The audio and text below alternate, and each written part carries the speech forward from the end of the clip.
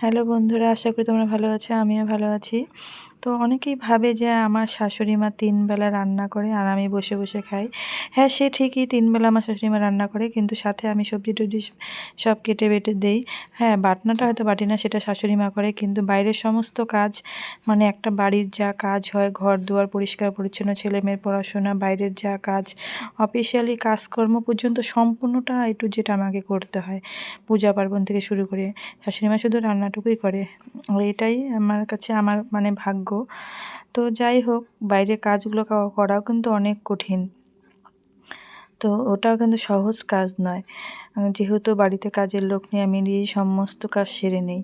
তো এখন মা রান্না করছে রাত্রেবেলা, দেখো সয়াবিন আলুর তরকারি আর বেগুনি, সেটা দিয়ে আমি রাত্রে খাওয়াটা সেরে নিচ্ছি। তাই আজকের ভিডিওটা এ পর্যন্তই থাকলো। ভালো লাগলে অবশ্যই লাইক করে দিও বন্ধুরা।